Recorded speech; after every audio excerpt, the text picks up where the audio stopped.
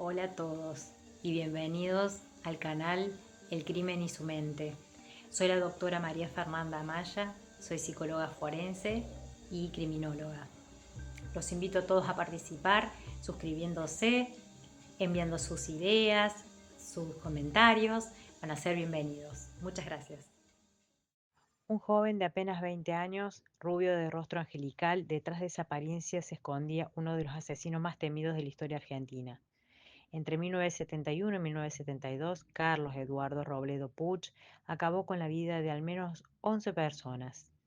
La prensa lo bautizó como el Ángel de la Muerte y su nombre quedó grabado en la memoria colectiva como sinónimo de frialdad, misterio y fascinación. ¿Qué había realmente en su mente? ¿Monstruo producto de su época o un enigma que todavía hoy no lo logramos descifrar?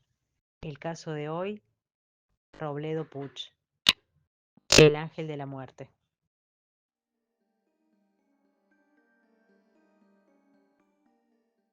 Hoy nos acompaña el doctor Nicolás Iribarne del Bene, abogado especialista en Derecho Penal y Laboral. Con él vamos a sacarnos estas dudas con respecto a los casos de imputabilidad o no, a lo jurídico, a lo legal. Así que bueno, le damos la bienvenida.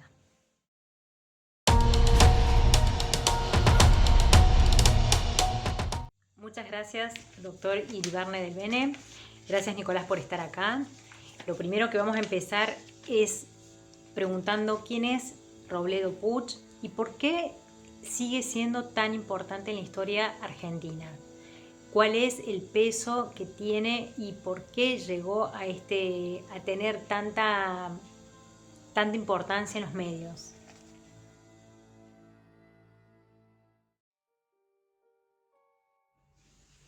El Ángel de la Muerte, como si se me permite llamarlo así de manera de nombre propio, tenía ciertas particularidades. Más allá de la cantidad de homicidios, que fueron 11, los 19 años, toda la vida por delante y todas las oportunidades que podía tener un joven en esa época en la Argentina, en otra Argentina, eh, tuvo la particularidad de que él, cuando empieza a matar, perpetra lo que buscaba ser la impunidad.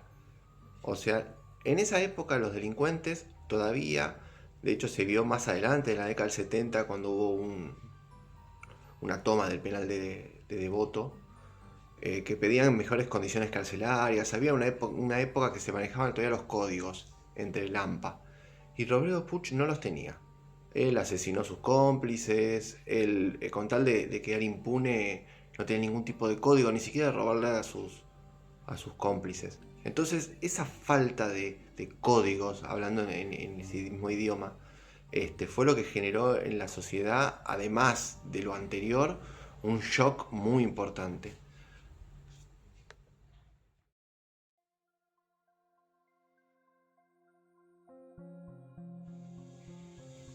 En todo lo que venimos hablando acá con el doctor, es claro de que hay muchos rasgos de psicopatía en el señor Robledo Puch. Voy a hacer un parate acá para hacer una aclaración. Para la criminología hay más de 300 casos de psicopatía que se conocen, otros no se conocen. Se puede hablar de un psicópata integrado, no integrado, se puede hablar de un psicópata psicótico, no psicótico, primario, secundario, ¿sí? Son clasificaciones. Para la psiquiatría y para la psicología, según el CIE-11 y el DSM-5-TR, que son manuales de los cuales nos guiamos también los psicólogos y psiquiatras, el comúnmente nombrado como psicópata es el trastorno de la personalidad antisocial. Ese es el nombre que tiene un código, tiene un número y el nombre.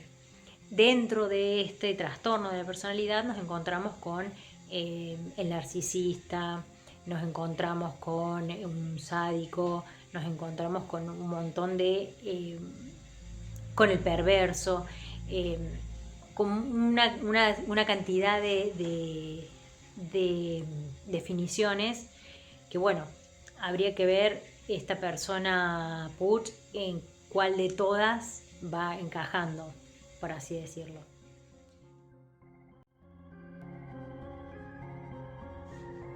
Lo primero que puede surgir como pensamiento es si era plenamente capaz. O sea, si estaba en su sano juicio, si era punible los delitos que él tenía y si le eran reprochables. Por lo cual, si no era declarado inimputable. Para la legislación argentina, una persona, podríamos llamar psicópata, es plenamente capaz. No hay una determinación que diga que tiene que estar en un lugar distinto que no sea la cárcel. Los patrones que se exigen para lo que sería la inimputabilidad tienen otros parámetros. Entonces, no, en este caso y en todos los casos similares, van a una cárcel común con todos los reos. No hay diferencia. Tal vez debería haberla. Es un debate que debe darse en la sociedad, si tienen que estar o no en ese mismo lugar, pero no por ahora.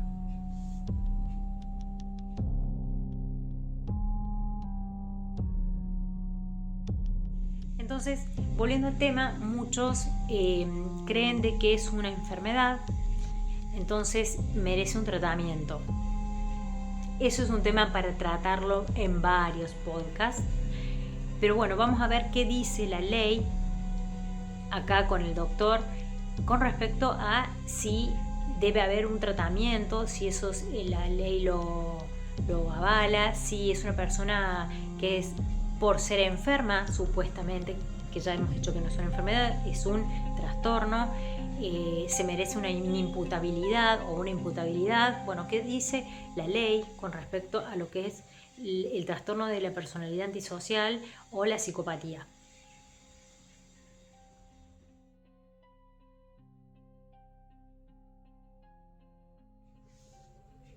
Bueno, con respecto a la condena penal, la realidad es que no se le podía dar otra que no sea una condena a prisión perpetua. Pero acá, por la alevosía de los crímenes, por los agravantes de lo que tienen los homicidios que él perpetró y todos en concurso con otros delitos. Pero el tema acá justamente es no la condena, sino el cumplimiento de la condena. Cuando llegaron a los 35 años que él podía pedir la condicional, él no la quiso.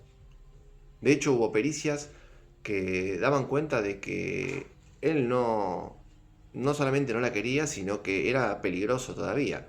Entonces, acá hay un interrogante y un inconveniente.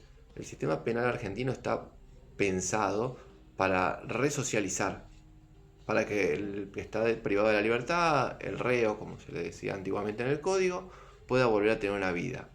Y este no fue el caso, y no solamente no fue el caso, sino que el mismo perpetrador dio a entender a la sociedad que él lo volvería a hacer. O sea, la falta de empatía que él tenía, su conciencia, fue determinante para no salir jamás de la cárcel.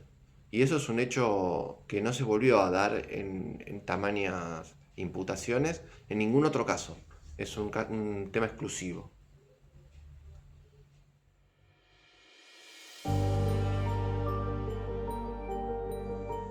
Bueno, muy interesante todo, ¿no? Mucho para seguir hablando y discutiendo. Cómo los medios de comunicación, cómo la misma sociedad, un término que se está usando mucho últimamente, la justicia social, está formando o deformando a una persona que tiene este tipo de rasgos. Yo voy a dejar una reflexión de la parte mía y lo vamos a invitar al doctor que deje su reflexión antes de despedirnos. Tengan en cuenta que no se conoce mucho sobre lo que es la psicopatía. No se sabe si pertenece al ámbito de la salud mental o a la sociedad, a la sociología o a lo penal, a lo jurídico. Mucho no se sabe del tema, por más que hace muchísimos años que se viene estudiando.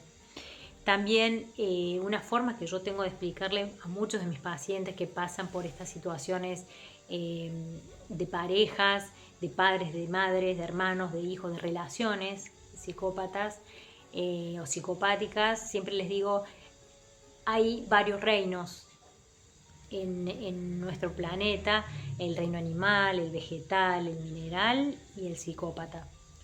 Entonces ahí queda mi reflexión abierta. ¿Puede una piedra pensar, razonar, hablar, llorar? ¿Puede un vegetal darnos un abrazo? ¿Puede comunicarse de forma con la oralidad? Bueno, el psicópata es otro reino. Habría que ver si ellos pueden hacer este tipo de cosas y por qué ellos ven con total naturalidad los actos que muchas veces hacen y llevan a cabo.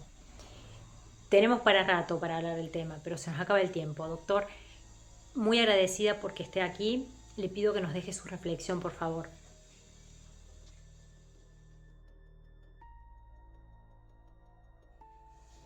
Bueno, creo que como reflexión final, lo más importante es el análisis que hicieron los medios de la época sobre el caso. Era una Argentina muy diferente a la que tenemos hoy. La realidad socioeconómica, sociocultural era distinta, había pleno empleo, o sea, nada que ver con lo que nosotros conocemos hoy en día. El otro país, el estado de bienestar estaba en el punto máximo. De hecho, lo estuvo hasta el año 74. Entonces, en ese contexto, el estado de bienestar hasta el año 74, teniendo en cuenta que teníamos el desempleo de Estados Unidos, eso quiere decir, o sea, Argentina era otro país. Dicho esto, una sensación así, una serie de crímenes perpetrados por alguien así, los medios durante décadas estuvieron atrás de este caso. La realidad es que no hay que olvidarse de las víctimas, que fueron las familias de las personas que fueron asesinadas por él y todas las personas que estaban en su círculo, porque se termina enalteciendo una figura que no debería haber sido tal en pos de cuidar la memoria de las víctimas y sus seres queridos. Hay que tener cuidado con la información, de cómo se brinda, de cómo se dan esas noticias, para que no continúen con este tipo de aplauso que se da de manera social cuando no debería ser así.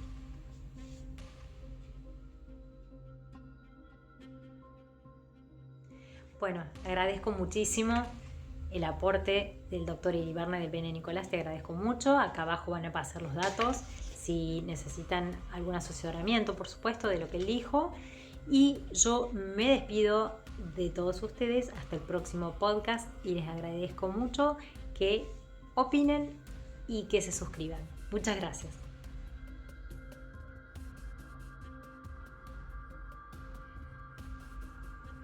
Muchas gracias, Fernanda, por la invitación. Espero que este espacio sirva y construya para no asustar con respecto al crimen, sino dar una mirada profesional y consensuar, o por lo menos abrir debate sobre cuestiones que debemos debatir como sociedad. Desde ya, muchas gracias.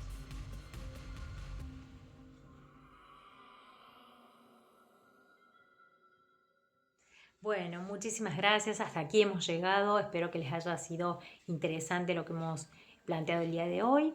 Les dejamos que por favor se suscriban, que puedan dar algún comentario, algún aporte. Si quieren hablar de algún tema también lo pueden compartir. Van a ser bienvenidos todos. Gracias por estar en El Crimen y su Mente, que es nuestro canal y el canal de ustedes. Muchas gracias.